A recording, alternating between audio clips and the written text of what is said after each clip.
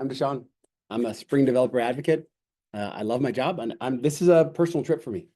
This is not a, corporate, like, hey, do it, even though that is my job. My job very much aligns with my hobbies, so I get to do this. This is fun. I'm taking the week, and I'm going to hang out here for a couple of days, and then I'm going to go to San Francisco and hang out with my teammate Josh for a couple of days, just to change the scenery. I'm based out of Kansas City, so just outside of Kansas City, and planning this was really like, hey, I don't know, whatever you guys want to hear. And this week on Thursday, Spring Boot 3.4 comes out. So I thought maybe we could talk about that. There's a lot of cool features in Spring Boot 3.3. And I'm a big fan of Open Rewrite. So typically, I always kind of like start off and I ask how many people have heard of Open Rewrite. Not enough, right? So this is I'll go. I've been in this job for 1,066 days. Before that, I went and spent 411 days over at Redis. I was a partner solution architect dealing with really interesting things like I had customers that said, hey, the 2 millisecond latency from the database is not fast enough. They are being bottlenecked. So companies doing billions of transactions, and this is very much a Gemfire concept, like billions of transactions a day, but they're bottlenecked by this 2 millisecond latency because they're making a penny on every transaction. If they could get to 1 millisecond latency, they can make twice as much money. This is the space that I played in. But I was a Pivotal PA before that. So I was at Pivotal, enjoyed my job, loved it. 2020 happened. And then for 411 days, I walked the earth and spent time over at Redis. But I was also in, I thought, coming out of school, the landscape was, hey, you're a software developer, maybe a senior software engineer, and then you become a project manager. That was kind of the path in the 90s. That was what it looked like. That's all I could see.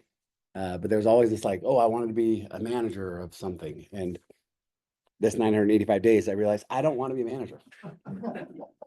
The problems, once it got past being like that kind of technical co-founder, like build the things, make it work. Once it got past that and it got into like, oh, you got to put on a suit and tie and go talk to this other company to help us raise a bunch of money. And oh, you've got to pay attention to the cloud bill. And I knew how much my cloud spend was daily.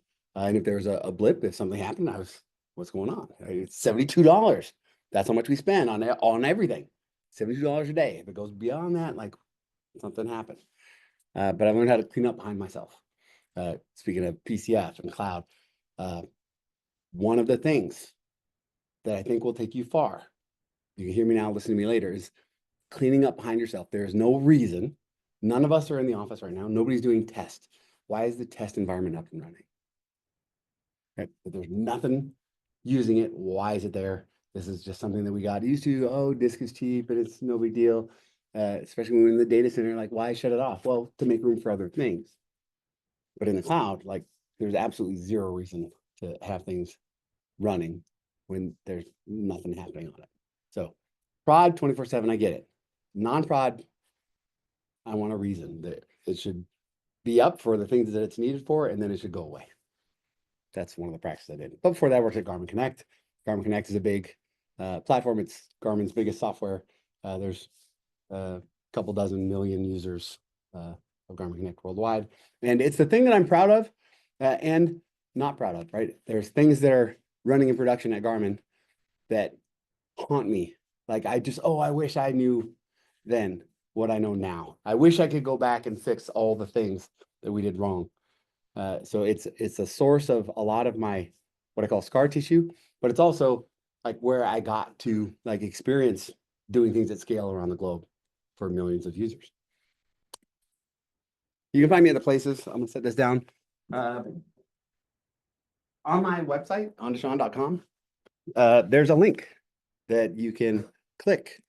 And what that is, it's to my calendar. You can schedule time with me whenever I have it. So now we're all connected. We've met, we've hung out. This is the thing. And I've shown this to thousands of people. And the ones the people that are willing to like, hey, yeah, like I met you for 10 seconds at a conference once. That's a big deal. That's a big step. So anytime somebody takes the time and takes that leap to grab time on my calendar, like they're the most important person at that time. I want to go back. So yeah, we're connected. I host spring office hours. This is the thing that I wish I had when I was a developer. There was especially when I was learning Spring Boot, there was so much to learn. There's so much to like keep up with, and Spring moves fast and Java moves fast. And I just wished that I had like a channel, a way of kind of keeping current. And this is the thing that I wish that I had. So when I started this role, this was the first like project that I did, was standing up the spring office hour. So we do this typically on Mondays, where it's a live stream. It's me and Dan Vega. We will have a topic, but it's like, hey, what's new in the ecosystem? Anything important on the roadmap? What's happening on Thursday? Spring Boot 3.4 being released on Thursday. So on Thursday, we'll have another special episode with Phil Webb, the co-creator of it. But it's just a channel. Typically there's a topic, but there's always Q&A. So there's always like, because it's a live stream, it's on the YouTube and LinkedIn and Twitter. Like there's always somebody connecting. The show that we did on Monday was actually like our largest audience, our largest live audience. And it's also a podcast, so you can download it and listen to it while you go run or pick up the kids from church or whatever. This is a picture of a family eating. I like to say, I don't really have an agenda. I don't have like a canned presentation that I'm providing. When you come to my house for dinner, if you leave hungry, that's your fault. So here in this kind of environment, user group, there's no agenda. Ask questions. If you have questions about anything, yeah, ask. Don't leave hungry. That's what I say. So I had an agenda. Like, hey, this is kind of the loose. I want to talk about Spring Framework 6.2. This has already been released. There's some cool things in there. And most of what Spring Boot 3.4 is doing is kind of taking advantage, understanding that Spring Framework is kind of the core of everything else. So it needs to be released first, right? It needs to be ready, packaged up so everybody else can take advantage of it. We'll talk a little bit about Spring Boot 3.4. I have one specific thing that I'm going to talk about with Spring Boot 3.4 that is like my favorite feature of Spring Boot 3.4. I'll talk about upgrading and using build packs, and then I'll touch a little bit on Spring AI. Any questions so far? All right, we did a Spring Boot 3.4 release. You can get all the information. Spring is open source, so you can go and see what's happening. You can see the reasons. The Git project is open, so you can go and understand what's going on. And you can also kind of glean what's coming next. Spring Framework 6.2. All right, this was released today, yesterday, recently. I have a hard time realizing when things are getting released. A lot of times, I'll say, most of the time in the last 1,000 days or so, I actually am reminded on the minors. Like I have a party when Spring Boot 3.4 comes out. 3.3 came out. I have a party on the GA. That's always a good time. Just like the Java releases. We get a Java release every 6 months now.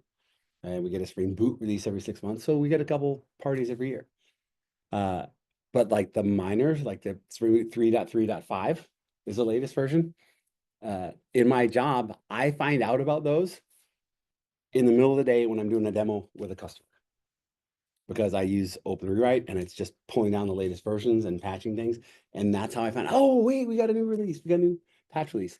So most of the releases since Spring Boot 2.7.3.0 or 2.7.3, most of those releases I found out because of Open Rewrite, except for the GA.0 releases. So yeah, 6.2 raised some minimums. We kind of changed the levels. This is part of that process of, hey, you've got to move, and there's value in kind of being able to look ahead.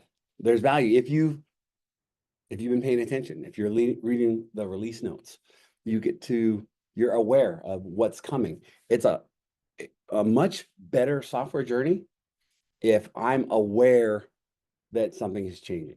If I'm aware before it changes in Maven Central, before something gets released, and before I'm locked out, it's always nice to have like a heads up. And most of my career, I did not have that heads up. Most of my career, I was kind of trying to catch up. I was trying to pull things forward. I was fighting bugs or patches or somebody else's code and trying to bring it up to the latest and greatest. So yeah, today, from where I sit, I get that. I'm lucky that I can be like, oh yeah, you should upgrade that. You should be moving. In my house, my kids, they've heard me talk enough that they'll present. I bring my kids with me whenever I can, but they will present and they will do the same demo that I do all the time. And they know that in our house, we don't use Java 8. I say, hey, I don't know what it's like in your house, but we make our beds, we brush our teeth. We don't use Java 8. And also, my kids will never deploy active passive. Again, another Gemfire thing. Like it's 2024. There's just some certain things that's the way it is. So sometimes I'll be on a conversation with a customer or somebody from the community, and my kids will just hear me say Java 8, and they'll come, Dad, are they using Java? Are you going to help them? Are they using Java 8? And they know it because they have this little, I have a shtick like that I do with my son. So yeah, we have some upgrades to do. Looking ahead is a lot more fun than looking backwards. And that upgrading people using tools like Open Rewrite to keep people on the latest and greatest, it is something that I find so much joy in because at this point in my career and at this point in a lot of people's careers, there's something that you can point to, you can show real value. So I like the whole upgrade journey. This is why I like to make release day a party day. But yeah, you can get all this information. The core container, the way that Spring does its inversion of control, the beans that it generates. I was at Spring IO in May, and Jürgen, the co-creator of Spring, was on stage, and he spoke for an hour about all the changes that were coming in Spring Framework 6.2 and how the beans were being initialized. And his smile, because there was one particular one, I'll get to it in a little bit. There was one particular comment that he made about some systems, some larger systems have hundreds or even thousands of beans being initialized. So the startup time takes a while. And Java had this, characteristic of being slow. Spring and the bean initialization was kind of it was something that other frameworks could poke at a little bit.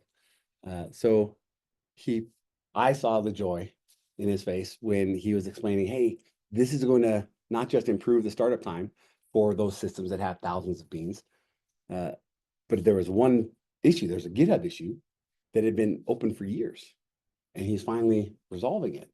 Like, so that thing that's kind of been poking you like, hey, I'm over here. I've been over for 10 years.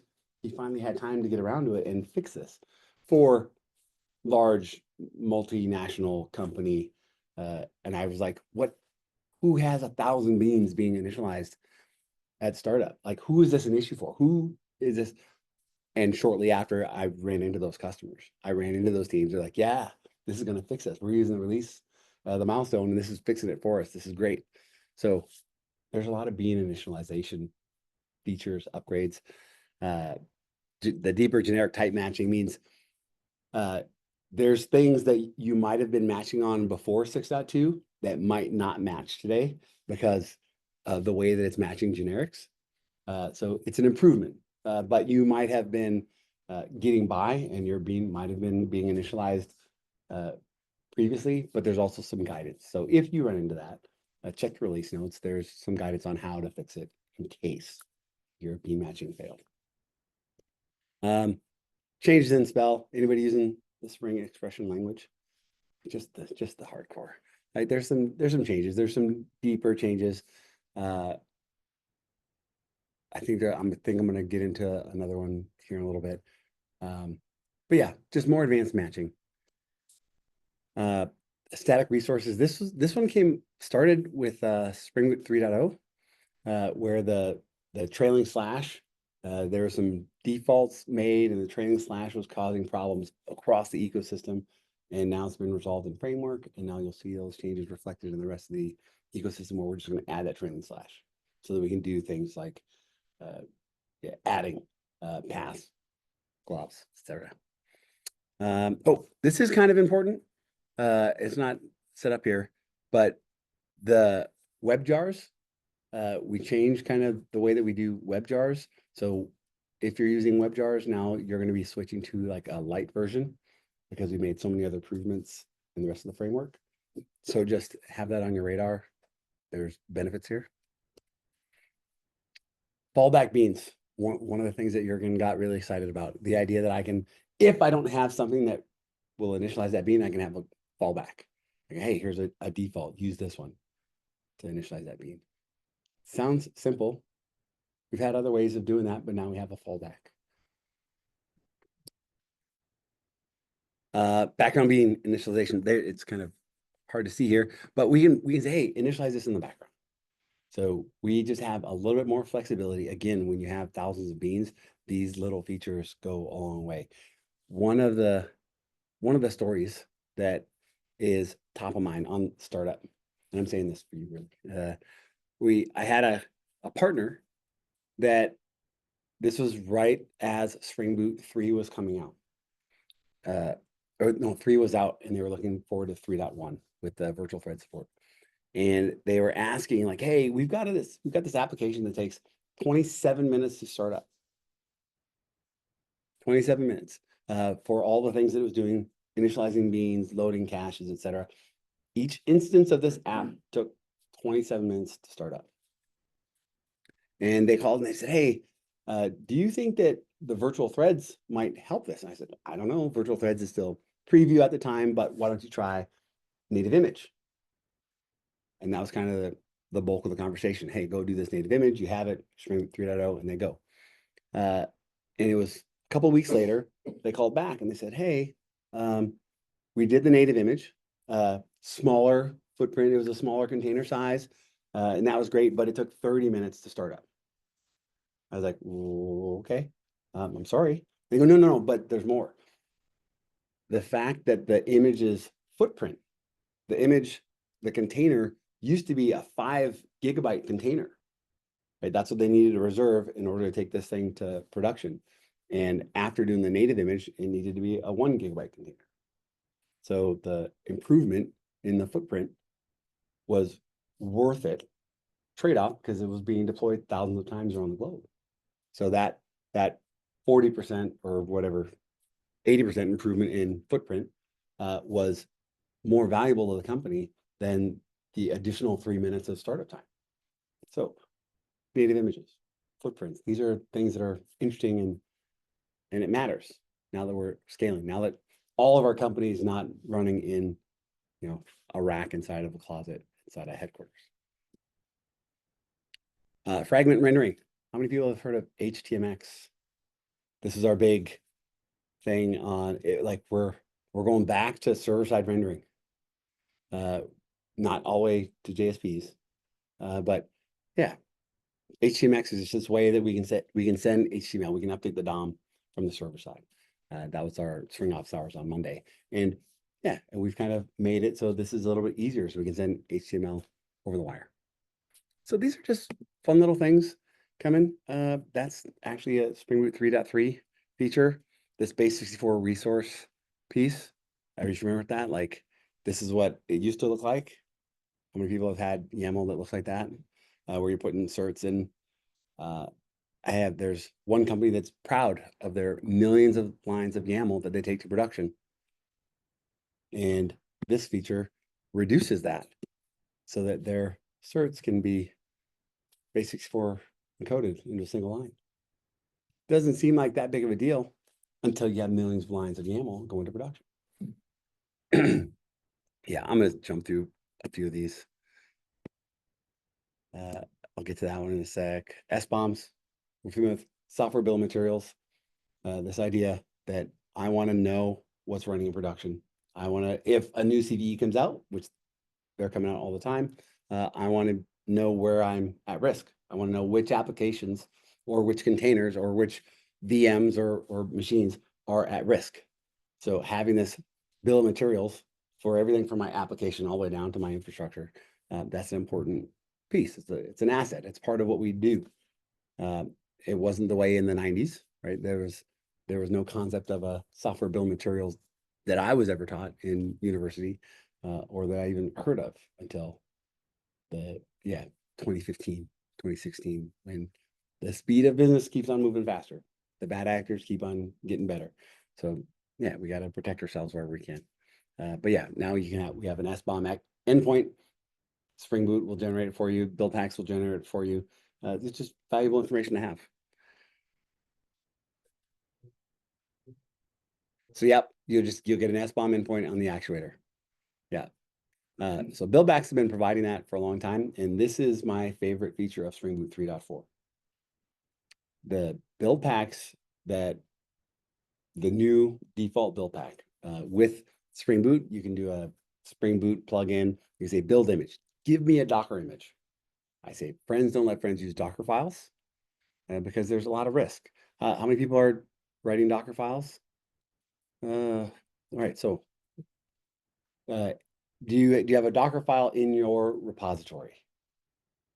Yeah.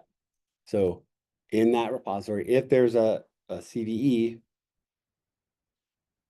that affects that Docker file, then you have to go and fix it, right? How does that make you feel?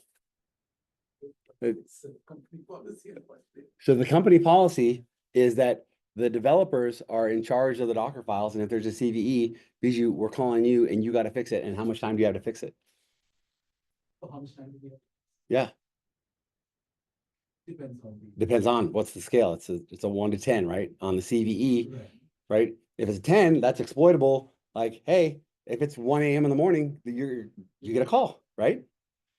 And at scale, like if you have one Docker file in every repository, I don't know how many repositories you have to deal with.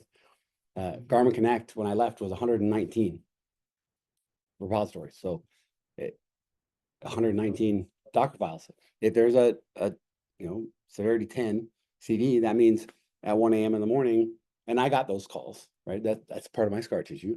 That means I have to go, and it's not a fix, right? I go and I update a Docker file, and then the pipeline goes and does the build and then gets everything out. And then it deploys it all over the world. So there's a time between when a patch is made aware, hey, there's a CVE, and when it's fixed in production everywhere. And that time, that's the bad actor's opportunity, right? Like, hey, there's a new CVE. That CVE is great for us, that database that says, hey, there's a new CVE, there's a patch, there's things coming. In the Spring ecosystem, we validate. So if somebody says, hey, like, we think that there's a CVE, we think there's something vulnerable in this Spring library, it has to be validated. So researcher does thing, then it comes to us to be validated. And when we validate it, the Spring team, we have a patch released before we announce, here's the CVE, here it goes into that NIST database or other. So there's time. We make sure that our Spring ecosystem is covered, but it's not that way everywhere, right? So even if I say, hey, there's a CVE, yep, it's validated, yep, it was a 10, there's a patch there, but we got to go and apply that patch in that time, right? Because that CVE database, that NIST database, the bad actors have that too, right? They go, oh, there's something here that I can exploit. Let me send off all my bots. Let me go see where I can exploit things. That opportunity cost. So I don't like Docker files. Like there's a purpose, I get it, but there's also build packs. So because I want to save you from this going forward, right? Cloud Foundry PCF build pack concept. What I'm going to do here is I'm going to go and I'm going to show a quick little demo. And in order to do that, I'm going to jump over to my home machine, I think. And I call it my juice box. And we're just going to do a quick demo. This demo is a hands-free demo because it's one of the demos that I do all the time during the week. This one isn't the most popular one, but it contains parts of the most popular. I do this one maybe 5 or 10 times a week. So we're going to start with Java 8, but don't use Java 8. I'm showing this as educational purposes. I'm going to grab Spring Boot 2.6. Spring Boot 2.6 is end of life. There's no support for it. There's no more patches coming. And I'm going to start it with the Spring Boot, just java-jar. So, hey, build my thing and then compile it, then do java-jar. It's going to start up. It's healthy. The actuator endpoint is healthy. But I'm going to do one more thing. I'm going to grab the memory footprint. Can you guys see that? I'm just saying, hey, here's how much memory it's using. I'm going to kill it. And now I'm going to use open rewrite. I'm going to use just an open rewrite recipe that says, hey, upgrade this from Spring Boot 2.6. Take me up to the latest version of Spring Boot 3.3. I commented out all the stuff. I'm just going to show you like, hey, it's going to show you I'm going from 2.6 to 2.7, 2.7 to 3.0. And it's going to do this nested set of recipes to bring me up to Spring Boot 3.3.5. So this is Java code that knows how to go in and change my code, not just bumping dependencies like Dependabot, not a search and replace. It actually uses a lossless syntax tree, and you can jump in anytime. It uses a lossless syntax tree, so it can actually replace code. So if I'm using tabs, tabs are good. If I'm using spaces, everything's changed. The lossless syntax tree stays, and we can upgrade it. So that's what it does. So now I've upgraded, just switched to Java 23. I'm now on Spring Boot 3.3.5. I'm healthy. I take a little sample. I got my sample back, and we're good. So just by upgrading, I took that sample, I saved some memory. It might have started up a little bit slower. That's okay. Now I'm on Spring Boot 3.3.5. Now I'm doing an exploded jar. So instead of just saying java-jar, I'm just doing one step, I'm exploding it, and I'm starting it up. Simply to show you that it'll start up a little bit faster. This is, again, something that we're doing inside of a build pack that you might not be doing inside of a Docker file. So with Spring Boot 3.0, we added the ahead of time processing. So I think that's what's happening next, where everywhere we're using reflection, it's saying, hey, here's my implementation. So ahead of time, instead of doing reflection at runtime, we're saying, hey, here's my implementation. So do it ahead of time, save myself a little bit of time, start up, it's still healthy. I'm going to save a little bit of memory, and I'm going to start up a little bit faster. With Spring Boot 3.3, we added class data sharing. Class data sharing is actually something that's been a part of the JVM for a long time. It's start up your JVM, grab metadata from what's running, from all the classes that are loaded, and say, hey, I see what's being loaded here. Let me store that into a class data sharing archive. And I can use that information on all the other apps that are starting up, all the other containers that are starting up with the same application, because it's going to end up the same. So let me just start up a little bit faster. Help me with that. So class data sharing, again, starting up a little bit faster, saving a little bit of memory, but I can also do ahead of time processing combined with class data sharing. So do that ahead of time processing, implement all of those beans, find out replace all the proxies with an implementation. So it starts a little bit faster, and then do the class data sharing. Combine, start up a little bit faster. Still healthy, smaller footprint.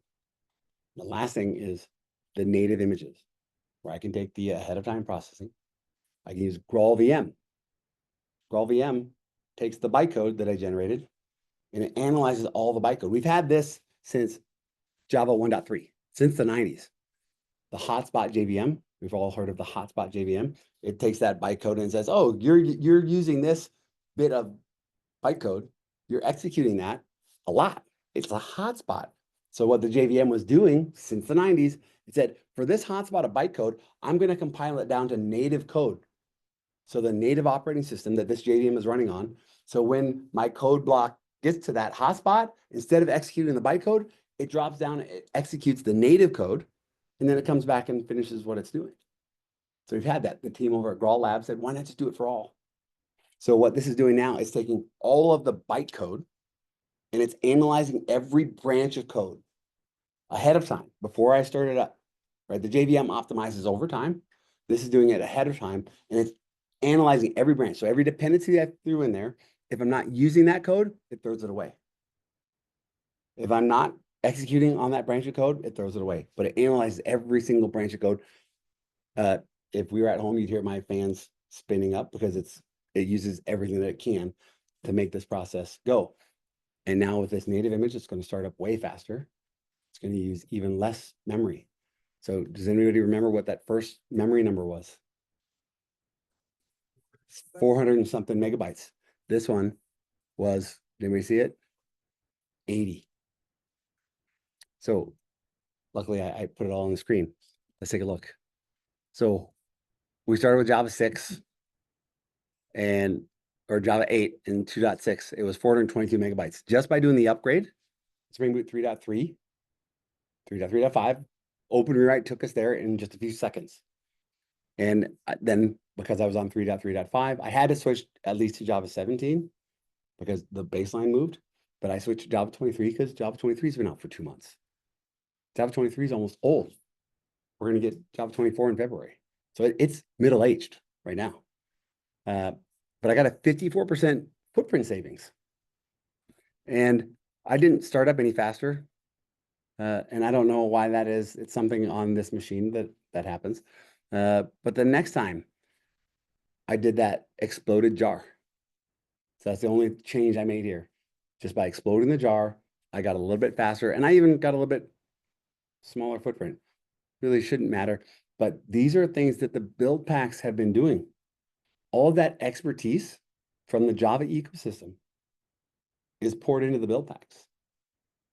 And these are things that I've gone out and looked at blogs, and DigitalOcean has a blog, and Docker has a blog on how to containerize Java apps. But here's what you should put in your Docker file. And they're mostly the same. Some of them are different. Some of them are not doing these things. But this is just one of the things. These are some of the benefits that you get. And with build packs, you get it automatically. You don't have to think about this. So we did the AOT processing. This is a nice little leap, 24% faster, still saving footprint. So these are just small changes. I didn't have to change any code. And it's the build pack that's giving me these benefits. And lastly, I did the native image. Now there's trade-offs here. There's no JVM, right? Because we delivered a statically linked native binary. If I was on Windows, it would be a .exe file. But it's just a statically linked native binary. So in this case, it contains everything from the Spring Boot app that it needs. Also, everything it needs from Tomcat. All the bits it needs from Tomcat. And the little substrate of the JVM that it needs that handles things like garbage collection. That's all in one little binary file. And that binary file is what goes to production. If we're containerizing our apps, we get these smaller images. So I like to say that I don't have cloud money. I have Raspberry Pi money. So this whole native image journey, it's a big difference. On a Raspberry Pi, on a 512 megabyte Raspberry Pi 3B Plus or a Raspberry Pi 02W, I might be able to run one of these, right? Maybe, if I have a really thin operating system, if I fine tune it just right. But with a native image, I can run 5 of these on a $15 computer. I can run 5 of these enterprise grade, production ready Spring Boot apps. My actuator health endpoints, my metrics endpoints, all of it, yeah.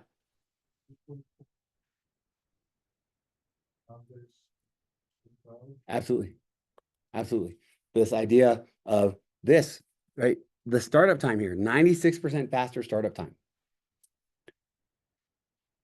Companies moving from Java, oh, we switched to Python or Node because Java's slow, right? And Java's dying, right? Again, Java dies every year, right? Java's dead. But Startup time. Losses. so for a lot of, yep. Where before that Yeah. did not have CPU power. Now, the JVM is still super amazing and super powerful, right? The JVM can optimize over time.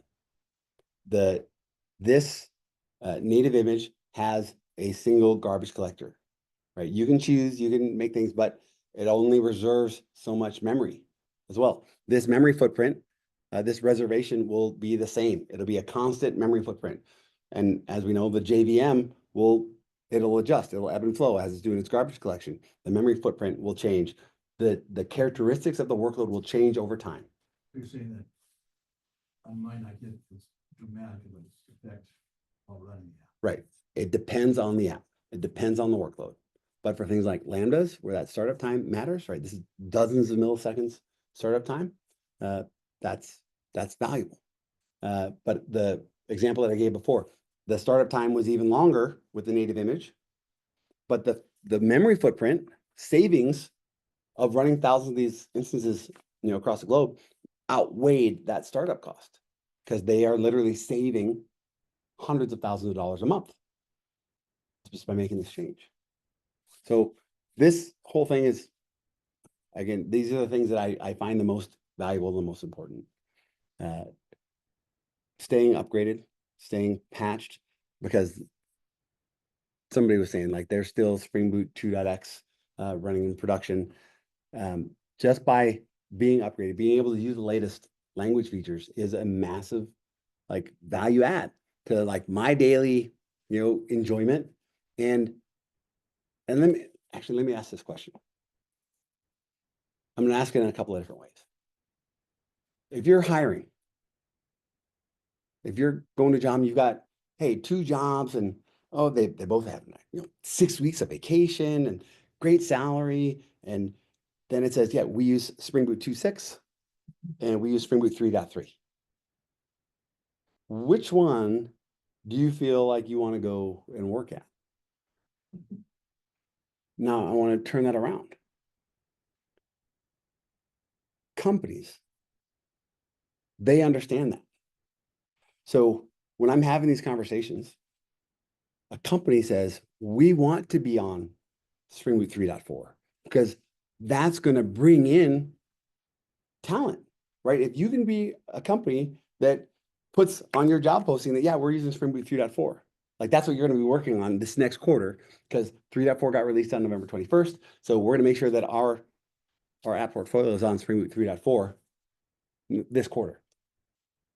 That's exciting because you get to work on all the latest things. But there's also a position, right? That's a competitive advantage for companies that, hey, we're on the latest and greatest technology. We're staying patched. We're staying secure, right? I'm enjoying having this conversation because this is what I deal with all the time. Like these are and it's simple. It's not a big deal, but there's this concept of recipes that can keep my software estate patched and upgraded. And I just can't look back. Like it is such a night and day difference from pulling things and trying to catch up to now I've got this approach. And not just for stuff that I'm getting off the shelf, open source recipes, but also for the stuff that I write. Because there was a time when I worked at Garmin and I was in charge of the API, right? How we interacted with our other partners. And it blew up fast. And what we took, version 1 that we took out the door, it worked. And compute was cheap and we could do this. And we doubled the number of users every year. And there came a point where the way that we were doing things wasn't the most efficient.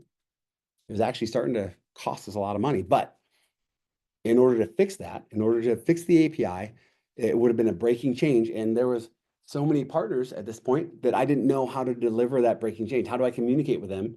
I'd already dealt with just getting them onboarded, and that took a long time. How am I going to deliver a breaking change now that I said, hey, congratulations, but now I need you to go and fix things?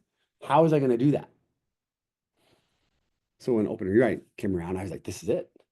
Like that idea that I can have fun, I can take things to production, and when it's time to deliver a breaking change, I can deliver a recipe with it. That's exciting. The thing that I say a lot is like maintainability of software, of systems is like the most important thing happening right now. And I like to do it all the way down. I'm totally off script, but not on this one. I like to run Kubernetes locally. Anybody using Kubernetes? Yep.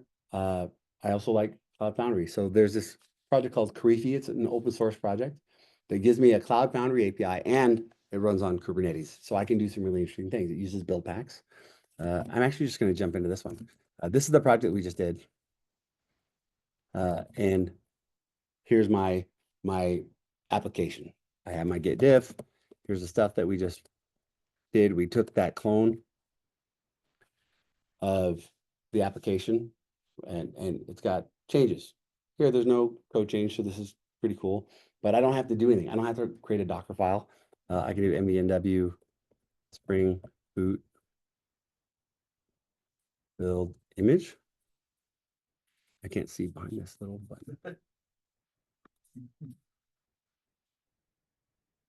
And this has been a feature, I think, since Spring Boot 2.5 or 2.6. It's been around for a long time. And what this is going to do, it's going to generate an OCI image, a Docker image, a container that I can run on Kubernetes. I can run it in Docker. I can run it on Cloud Foundry. And I get that. I don't have to have a Docker file. This is going to have all of those benefits, except for the combined AOT and CDS. It'll have all the other benefits. It'll do the exploded jar. It'll do the ahead of time processing. I can give it parameters. I can change values. I can change the JVM that it's using, but it's got some defaults. It's got smart defaults built up over time. And it's doing all the work for me. So my pipeline can literally just be Spring Boot build image. And that's great. But I can also, I'm going to let that run in the background. Actually, no, I'm going to cancel it here. So I just stopped. I have Cloud Foundry. So I don't even want to build an image. I just want to push this. So I'm going to say CF push, whatever this is, demo. And Cloud Foundry API says, oh, I see I'm in this folder, and it's going to go and do the exact same thing because there's build packs running as a part of the platform. So I don't even have to have it running on my laptop. I can push it to Cloud Foundry. Cloud Foundry generates that OCI image, and I can use that OCI image to, run it on Kubernetes or Docker or someplace else. That's pretty nice. So this is the path that I like to be on. I like to have the production-like environment on my laptop. That's valuable to me. And yeah, so this is what I do. And I was going back to this idea of being able to upgrade, taking the latest and greatest, having that muscle of if something falls over, I can bring it back again. Software defined everything. Staying on the latest and greatest, being able to patch, having those muscles is an important part of maintainability going forward. So I'm gonna go over here and I'm gonna say, hey, on this laptop, my traveler laptop, I did this before I left. Like I'm comfortable standing these things up multiple times a day. So it's been up for 151 minutes. Just like it stood up the cluster, deployed the things that I need, give me a Cloud Foundry API, stand up a Spring Cloud Gateway, and also I stood up Ollama. Ollama is to LLMs, large language models, as Docker is to container images. So Ollama is a tool that allows me to deploy large language models to my laptop, to Raspberry Pis. A GPU is not required. So this demo that I'm going to show, it has a little story with it. In 2020, an engineer at VMware took a Raspberry Pi and held that Raspberry Pi, put it in the cabinets over his kitchen sink.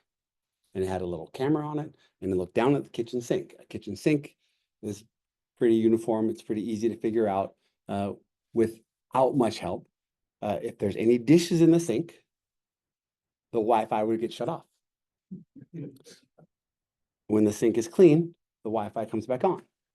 So Raspberry Pi, $30 device, maybe a $5 camera hooked up. And this is, a dad saying, hey, kids, don't leave dishes in the sink. I took that idea and I said, this is great. At this time, I had a house, I had kids, they had their devices, and I'm a Raspberry Pi fan. So this is great. I have Raspberry Pis. I went and I asked, hey, can I use your code? And it was Python. But I wasn't going to do the kitchen sink thing. We don't have the cabinet over the kitchen sink.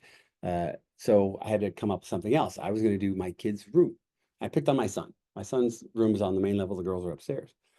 So I take his camera and I put it in my kid's room, and I'm trying to figure out, like, how am I going to do it? This is just a binary classification. I need to look at something and decide, is it this bucket or this bucket? Well, if a kid's room, that's difficult. Like, hey, if this drawer is open and the lamp is, on the side, is that clean or not? And it was hard to like build up the set of images that says, this is what a clean room looks like, and this is not clean. That took me a long time. Like I spent a month trying to make this thing work with the bedroom. And then I thought I got wise. I switched it to just his bed. And if his bed was made, then that was the proxy for if his room was clean or not. So if he got up and made his bed, then cool. In my house, each member of the family has their own VLAN. So Logan's devices all connect to Logan's VLAN. Lizzie's, each kid has their own VLAN. So I can shut off Lizzie's devices. I can shut off my wife's devices. I have this place. So that project, I got it to the point where it was all right. And then it kind of like sat on the back because it was written in Python. Right? It's using all those Python libraries. It just didn't feel good to me as a Spring developer. And I was excited. So back burner. Now Spring AI comes out. It's been out for like a year and a half. Still not GA, but it's still absolutely amazing. And I was talking about these projects and what I could do. And Erin from Launch Darkly, we were at a conference together. She's like, I used to do some of that. And have you ever thought about letting the Gen AI do your image classification? So I could take all the pictures and do the things and just let the AI tool do the classification. I was like, yeah, that's cool. I went home and I was like, oh, and I did it on a live stream. I took the same project that I spent months developing in Python and trying to get this binary classification set. It was 20 gigabytes of image data and months of work. And I went home and I said, hey, let me try this with Spring AI. So I went here. First thing I did was I created a app that uses OpenCV, Open Computer Vision, but it's only using it to take the picture. So what this application does is, let's start it up. Let's take a look here. I'm gonna do this shift, zoom. We're gonna make this a little bit bigger so everybody can see.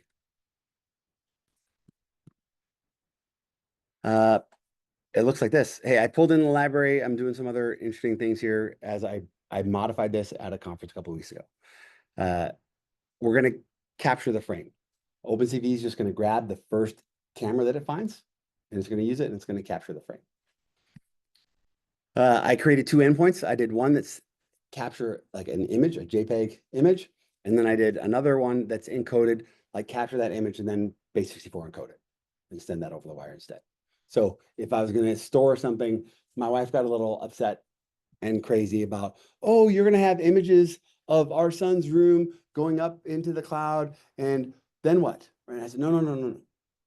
Don't worry. Like I showed her, hey, I can do the same thing with just text. So this base64 image sitting on a file somewhere, that there's nothing for anybody to see. It's okay. And then also, I'm doing this with Raspberry Pis. I'm doing this inside of my house, inside of my network, and just in my son's room. So I have this app, and I'm going to start this app. I'm going to use ngrok. ngrok is just going to give me a publicly accessible endpoint that I can use to do interesting things afterwards, but it's going to connect it to the internet. So I'm connected to the Wi-Fi here, but I'm going to get a publicly accessible URL. And this is fun because again, I like to do things on the edge. I like to do things when I'm flying. This ngrok allows me to do things, MV, NW, actually, I think I can go this.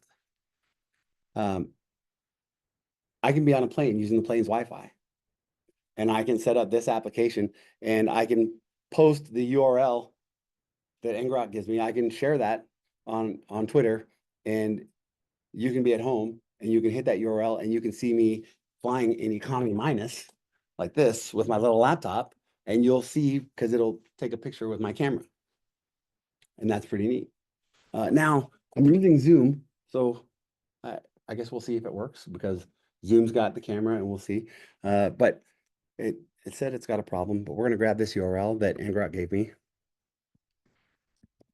And then we're going to go over here and we're going to hit that URL. NGROK. And I'm going to hit capture as the endpoint. So I hit it. So that's all that does. So I can do this with a $15 Raspberry Pi Zero and a $5 Raspberry Pi camera attached to it. So minimal power. It can be running on Wi-Fi, running in my kid's room. That's all that this does. That is the app. And that app can be compiled to a native image and deployed on that $15 computer on a $10, not even $10. It's like $5 SD card. So everything's good. I can run this on a tiny little ARM64 Raspberry Pi. Everybody with me so far? I got a picture of my kids' room. Then what I did, I said, hey, this is where Spring AI comes in. I said, hey, let's do this. I'm going to plug in our new URL. What I've done is I said, hey, I'm just using a web client generator. So an interface that says, hey, here's the base URL is all that I'm giving it. Let me do this, shift, zoom.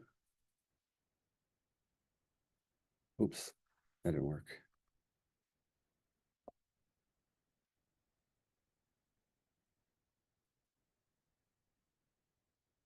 This is how Spring AI works.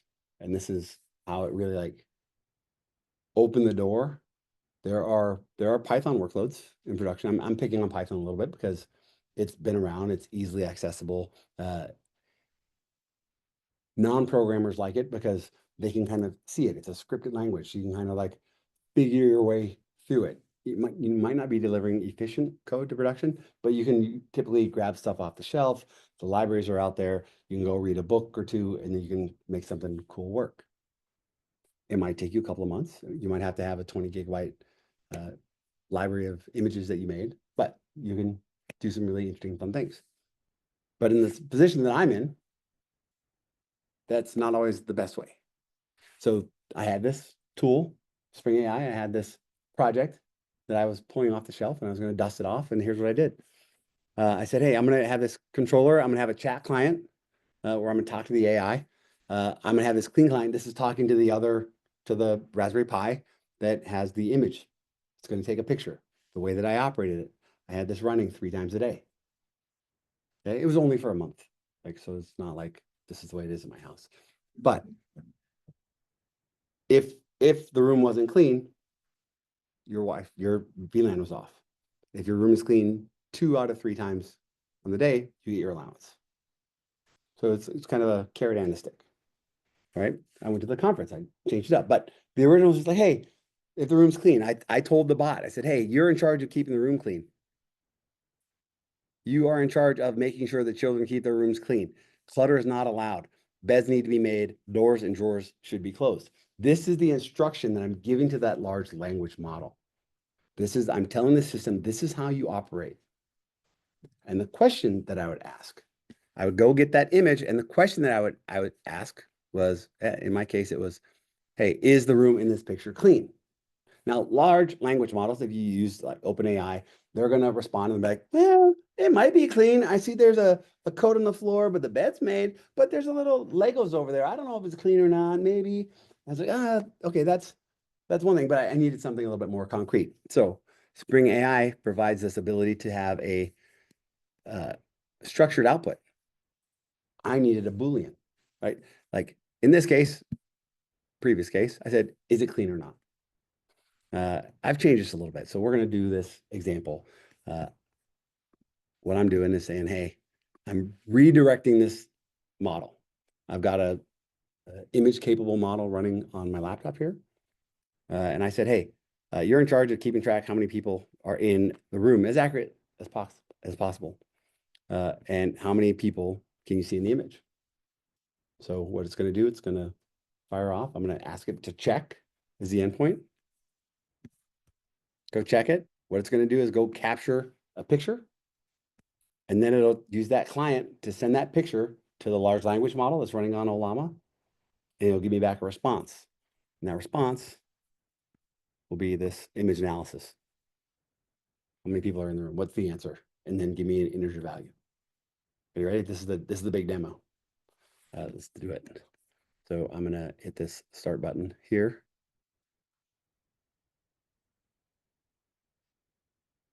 And I got to grab the port. What port is it running on?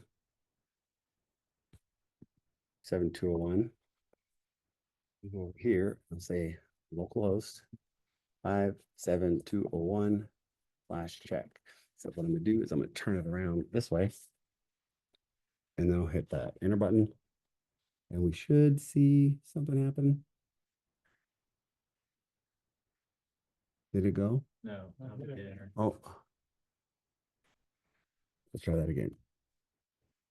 Well, that's not good. Well, let's see what happened. Sometimes when we do a demo, things work out. Sometimes the demo turns into a troubleshooting demo. So let's see what happened. It says, hey, I tried unsupported URI. Oh, yeah, that's exactly right. Yep. Good eyes, good eyes. So let's restart it. Let's grab that. We probably got a new port. 57237. And then let's try this again. Drum roll, fingers crossed. Is it spinning?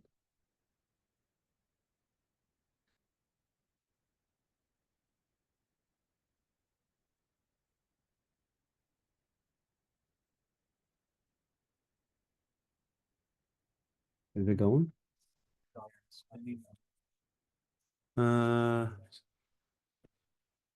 Let's see. Oh, I did something. It says connection refused. Oh, I know what I forgot. My Olama is running in Kubernetes. So what I need to do over here is I need to make sure that I'm passing Olama, exposing it outside of Kubernetes because I'm running this in my IDE. So what I'm gonna do is I'm gonna do a port forward. And I'm just gonna say, hey, bring that Olama port out to my local host. So now we're gonna port forward. Now we're gonna try this again. So this is all running locally. It's gonna take a picture. Again, we have the Zoom going. It's taking that picture and it's sending it to Olama. And then Olama's got a LLM behind it saying, hey, let me analyze this picture. How many people do you see? And then go. Oh, it's still spinning. So it's just using the CPU. I guess I can put this down. So no GPUs are enabled, but that's the process that it did. And this all can be done on a Raspberry Pi. This is what I do with my son's room. And here in a second, we should see an answer. So I did this. He was 10. He's 11 now. Spring AI, like I said, it's been out for a little over a year. What happened? It stopped. But my son is also like come on the road and do this. Oh, it says there are at least 8 people in the image, and it is difficult to determine an exact number due to perspective. Some of them are sitting on a couch while others are sitting on chairs. Number of people 8. So yeah, depending on we can go, I think, and take a look at what picture we gave it. Is it this one? There you go. So that's the image that it got. Not the greatest image. It's a little blurry, but yeah, it did its thing. So I didn't have to do a whole lot. The model, and I used the model in this case. I was using Lava Phi 3, I think. Let's go here. This is the last thing I wanted to share. Like Olama is something that you can run on your laptop. AI is a thing. Spring AI makes adopting and onboarding and doing interesting things really, really easy. The amount of code that I was able to throw away by switching to Spring AI from Python is like goosebump worthy. Like it was a big deal. The amount of work that I had to do in order to get a simple use case like this. if you are interested, go try to do that same dance of take a picture of a room and do it with Python and see how much different the amount of work that you have to do is. I like to say that Spring AI is so powerful just by itself. The access that it provides to these LLMs that we're getting a new one every day. So Olama, again, is this catalog of freely available LLMs. If you've been paying attention to the news, just a couple of days ago, Gemini, one of Google's models, told somebody to kill themselves. A year or so ago, early on with OpenAI, there was Samsung. Employees were using OpenAI to transcribe, summarize meeting notes. But everybody else in the world was able, what happened at Samsung on this day? And we got the whole meeting notes. So there's some risk still, right? We're still new and there's still some really weird things that are happening. So Olama is a nice way that you can run it on your laptop. You can still kind of experiment and explore. Spring AI also has a bunch of these patterns like the retrieval augmented generation. So instead of having to go and train a model on the data that already exists in my database, I can say, hey, just like I did in the prompt where I said, how many people are in this room? I can say, what's the best product for me to put to mark on sale? I can give the LLM some of my data from my database.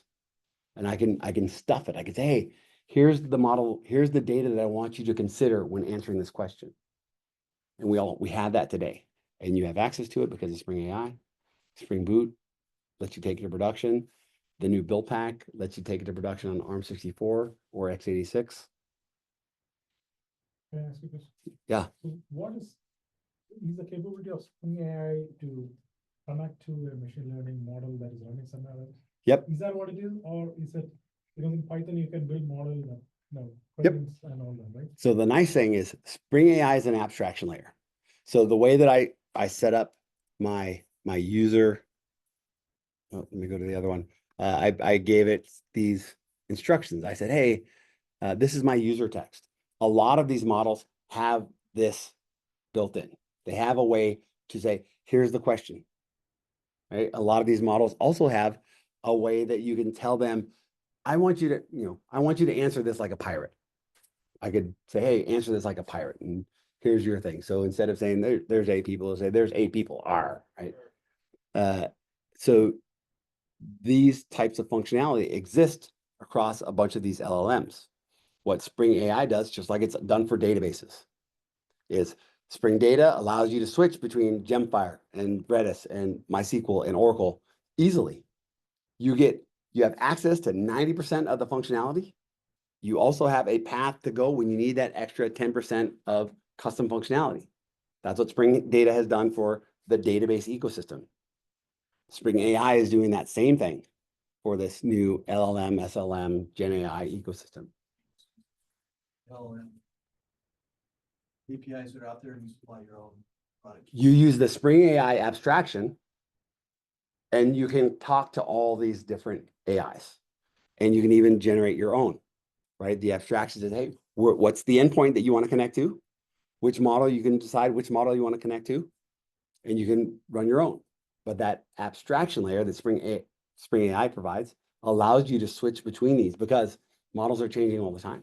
I'll use this.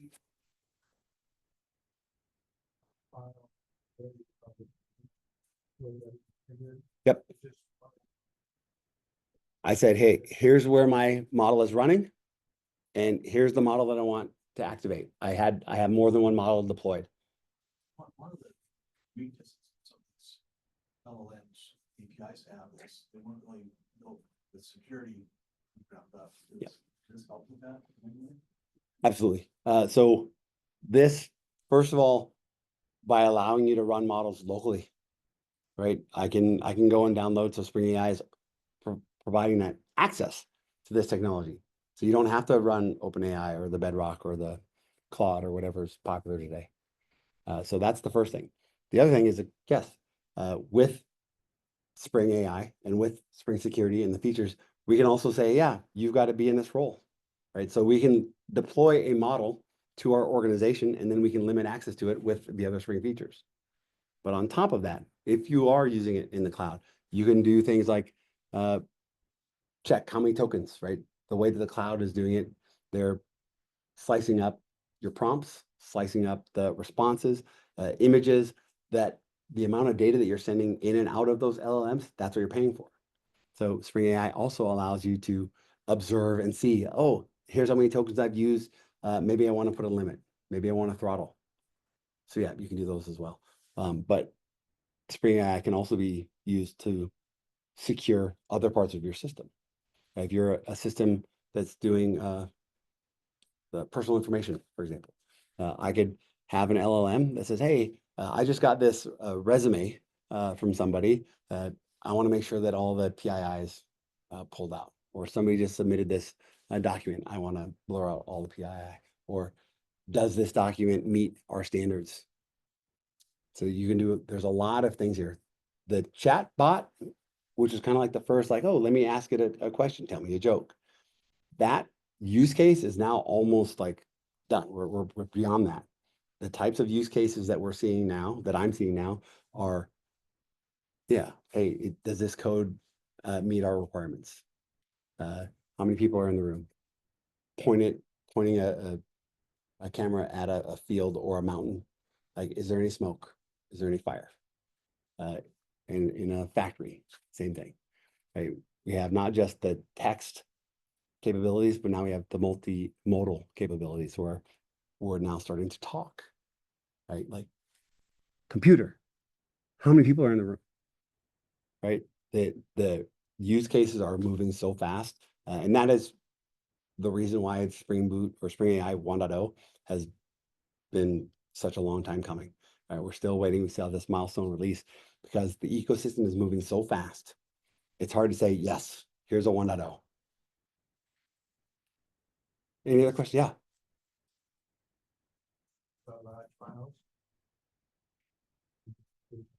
Yep. So each one of these LLMs that you run on your machine, again, I have Raspberry Pi Mini, so I'm running these on small 8 GB max is the Raspberry Pi. Each one of these models has its own kind of strengths. They're trained to do certain things. They're trained with a different set of data. I can run more than one. I'm running the vision, the one that has vision, for example. But you are going to find, as you go to production, as you find your next interesting use case, your boss at some point, if they haven't done it already, they're going to say, hey, slap some AI on this thing. We got a bunch of this data. We're a shoe company, and we have a bunch of this data, and we'd like to figure out like what to do next. Slap some AI on this data and help us make more money. If you haven't been asked that, you're going to be. And once you do that, you're going to want to evaluate these different LLMs, because some of them are going to work better than others for your use case. And another example is you might have something like Springtail Gateway in front, where you want to take that same question, that same query, and say, send it to 3 different LLMs. I want answers from all 3 of these LLMs. Maybe it's the fastest one that's the most important, but maybe I want to evaluate for a while. I want to see which one of these LLMs gives me the best answers over time. But you can evaluate. And yeah, the Spring ecosystem makes this easy. Spring AI makes it easy to access a bunch of this information. So that's it. That's my presentation. Now's the Q&A time. Don't leave hungry. I have a couple of things. I'm going to do a quiz real quick. Oh, maybe not. Maybe I already went past the quiz. So I'll just, I have a little bit of swag. This is stuff that you can only get from the Spring team. You can't buy this in stores. I appreciate you guys coming out. I have a hat, and the hat is going to go to the person that has the best question. I've got some pins. These are Spring pins, and I think I might have enough for everybody. And the hat, I'm going to wait for questions. Whoever comes up with the best question gets this one size fits all custom. Yes, Spring hat. questions? Yes, So I know Spring AI isn't generally available yet. right. But do you know what's currently being worked on with it? Like I saw last August, I saw a demonstration at Spring One from Mark Pollock talking about it, doing a lot of this kind of same stuff. Like what's new in that last year? What's going to be new in the next year before anything Yep. gets GA? So a lot of the new things that have come out in this last milestone release, the multimodal capabilities, all of the different APIs. There's a set of APIs that are out there, right? Different models have exposed different APIs, and Spring AI makes that easy. So it's trying to provide an abstraction that works across all these different APIs, but also Spring AI. The number of models and integrations and vector stores. This vector store is the nice way of pulling your data in and providing that. Instead of saying, hey, here's my 20-page Excel document, you'll vectorize that Excel document, you'll vectorize the data that's in there, you'll break it up into tokens, and you'll store that as vectors. The idea in a vector database is, the one that's stuck with me is like king minus man plus woman equals queen. Like this of how do you relate data? So, but it's stored in floating point numbers. So those different vectors inside of this vector database are just floating point numbers. So when we throw in a word or a token, it vectorizes it into a floating point number, and then it stores it next to some other floating point number that's similar. And like king and queen might be pointing in the same direction. They might be close to each other. Yeah. My question is, I think you took like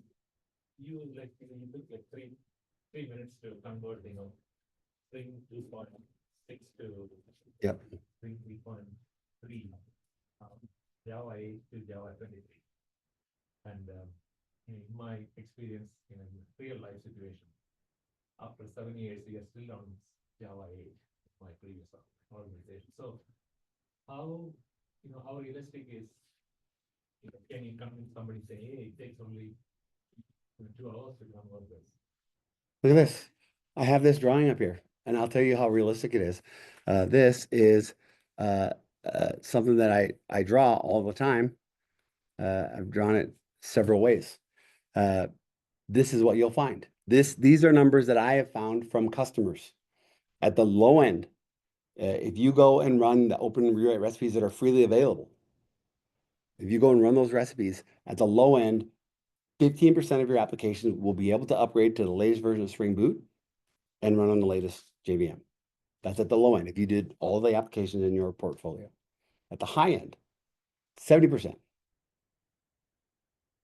And that's what I used was here, docs at openrewrite.org. There's a catalog of all of these different recipes. It's not just Java. There's all these different recipes. If I go over here to Spring, the recipe that I ran was this one, migrate to Spring Boot 3.3. So the actual command that I ran was this.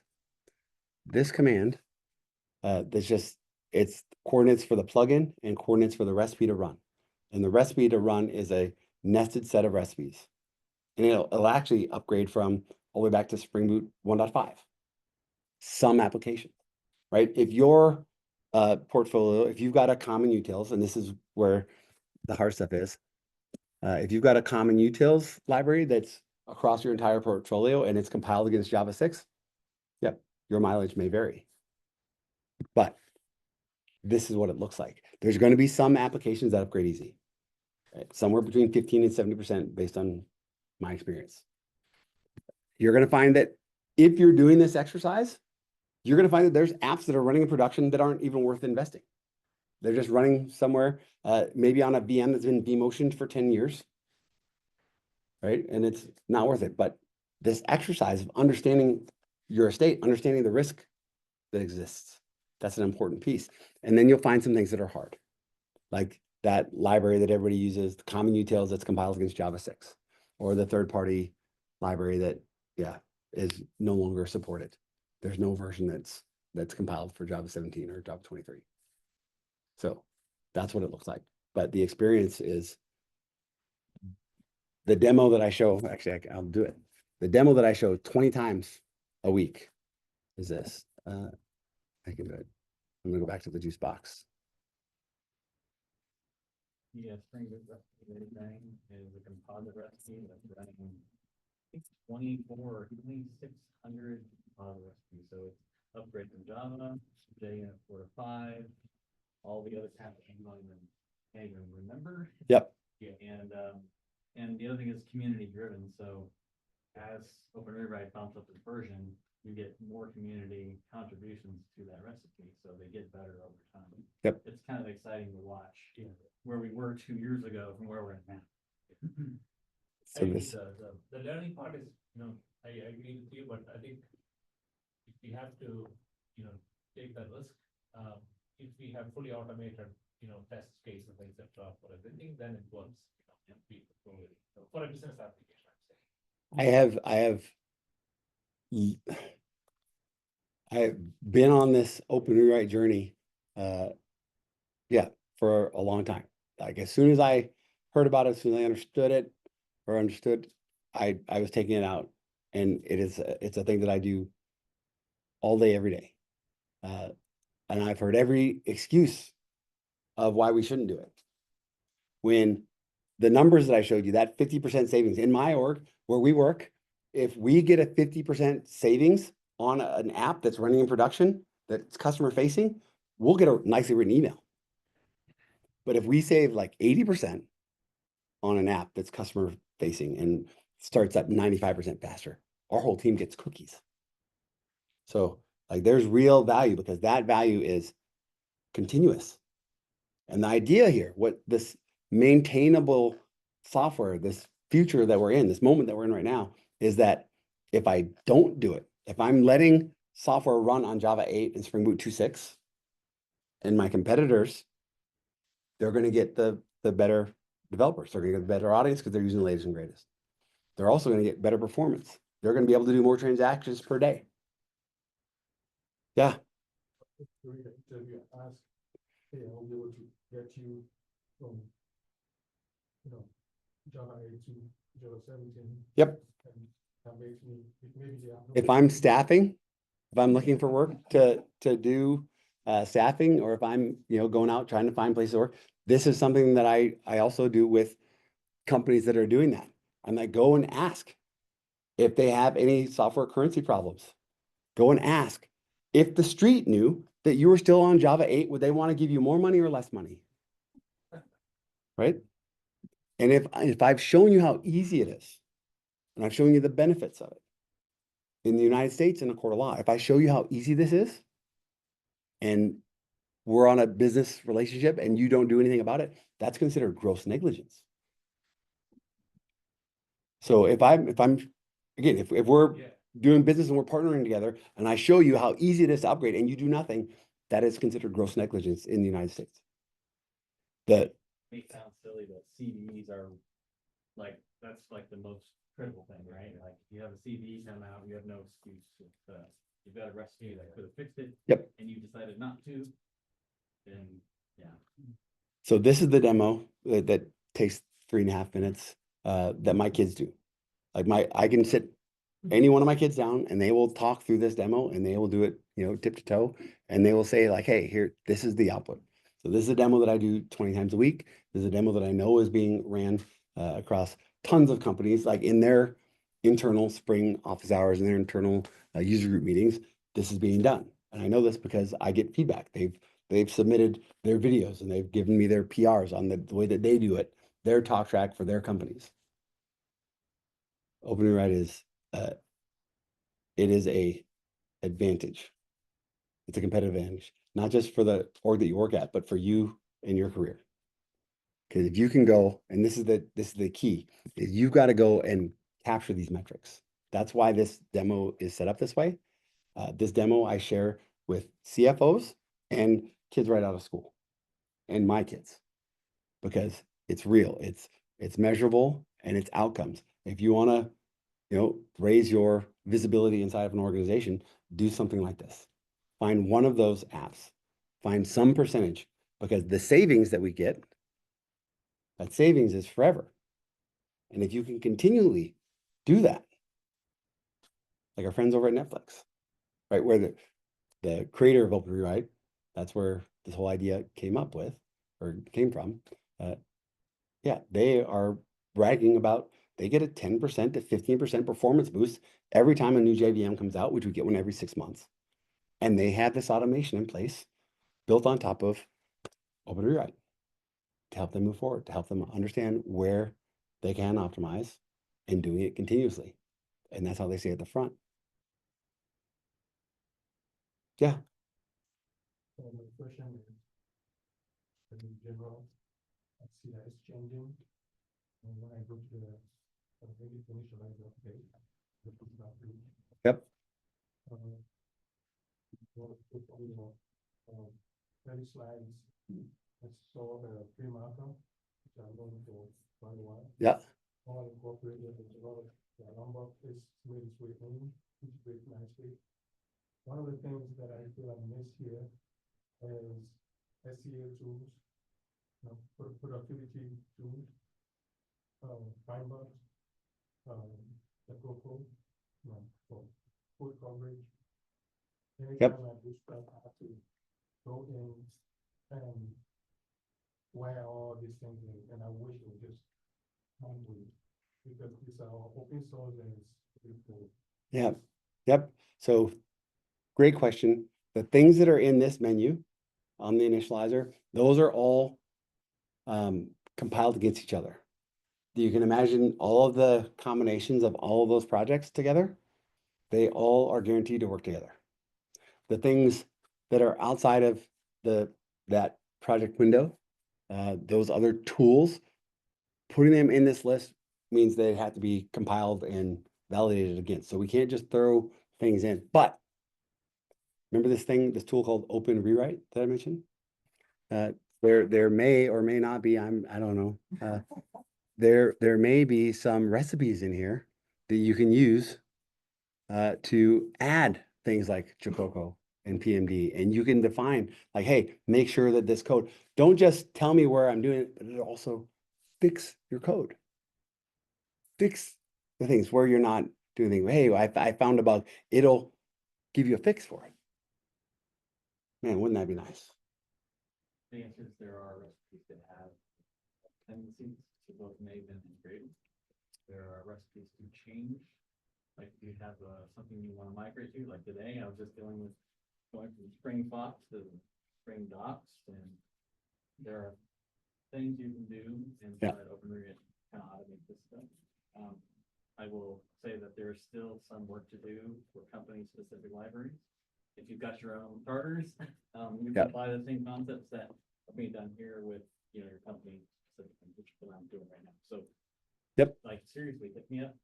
I love talking about the stuff probably about as much as DaShaun does. So what I've seen in orgs of a certain size is that skill set of being able to write recipes, being able to understand how to deliver recipes for internal libraries.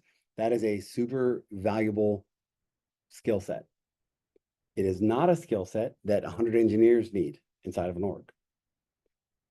Orgs of Kroger size, orgs of other large shoemaker size. They need one or two talented Open Rewrite developers, and they can literally handle enterprise-wide,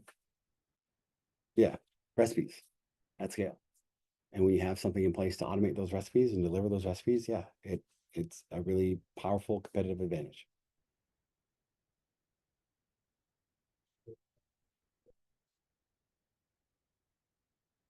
It's one of the highlights.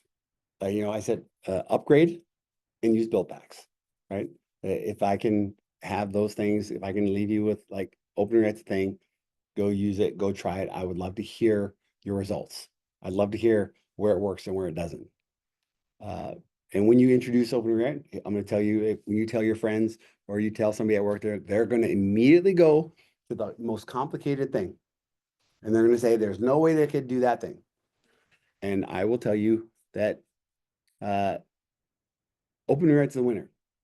There was another tool that the Spring team made. It was called Spring Boot Migrator.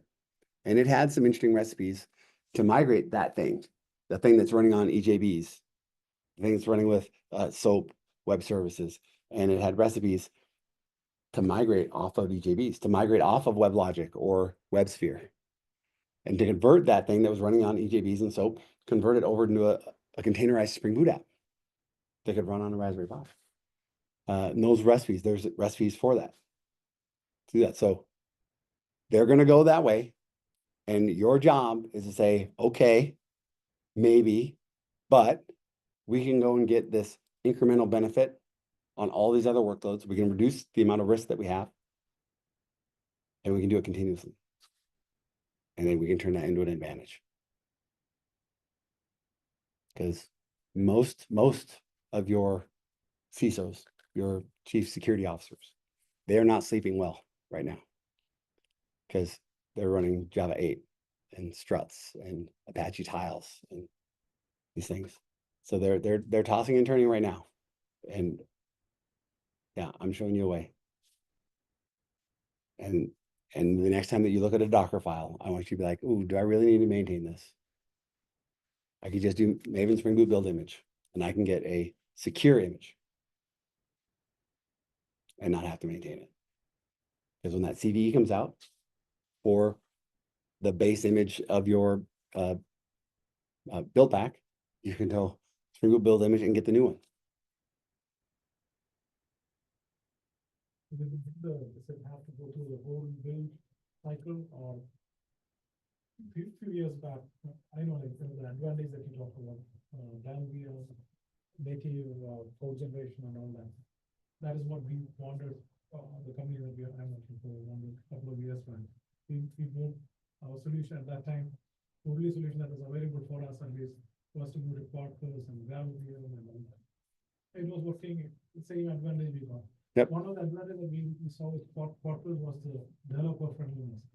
You make it once it is built, the server is running, you make a code change that's reflected immediately. Is that now available? Yep. We have the Spring Boot dev plugin, does the same thing. Yeah, that was a big advantage. The Quarkus Graal VM startup time, that was like the thing that they were like, yeah, we can build this tiny image and it'll start up faster. And they had a head start. They didn't have to worry about being backwards compatible with Java 8. So yeah, they had a great run with using that story, and that with Spring Boot 3.0, that story went out the window. And yeah, so now that story is not really the story. And along with the other languages, right? It's not just Quarkus. In my line of work, I run into Rust developers and Python developers and Node developers. And, oh, if you're going to do Lambdas, you got to be on Node or Python. And that's the other nice thing about these native images with Java. So I can have production ready, enterprise grade Java, and I can still have this startup time that is at least as good or oftentimes better than these other languages. Oh, another thing. Language efficiency. And if I'm going over time, sorry, flash the lights and we'll get out of here. There is a blog. Where is it? There's a blog post about the language energy. There it is. And it's talking about the language efficiency of how much power. And this is the last thing, I promise this is the last thing I'll talk about. We're up here and we can see where, hey, C is efficient, Java is like half as efficient as C, at 2 compared to the 1. And I go down here and I'm going to pick on Python. 75.88, a lot. So now think about this at scale. For companies that are using Python to do AI and ML that have been doing it since, the late 2000s, think about all the power that they've wasted. And I want you to imagine how much of those workloads, and again, this is another group of organizations that I work with, is they are literally throwing away their Python code and throwing away a bunch of code, leveraging Gen AI capabilities with Spring AI, so that the work that they were doing, those data scientists, right, the PhDs that were, yeah, getting the great salaries and doing all that stuff. Now, all that work that they were doing has now been spread out. It's been made available so that software engineers that understand Spring can go and do that same level of work. And at the same time, they're saving the company money in the data center and in the cloud, because the results speak for themselves. So literally there's one customer in particular that has been doing this Python-based ML pipelines, and they are moving to Java and Spring AI because of the data center cost. Not because the ease of programming, because of the data center cost. That's why they're making the move. So show Java favorably on this megabyte side.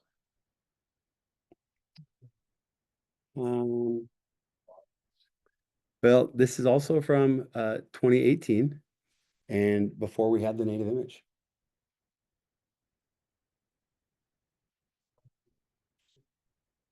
Yeah, TypeScript is one. This is one that Josh always points out. Is like JavaScript, class safe TypeScript. Why? The other one that's really interesting here is JRuby, which is Ruby compiled on the JVM, is actually more efficient than Ruby. Piece of the JVM and hotspot. Yeah. Data file doing really good at it. Yeah. So yeah,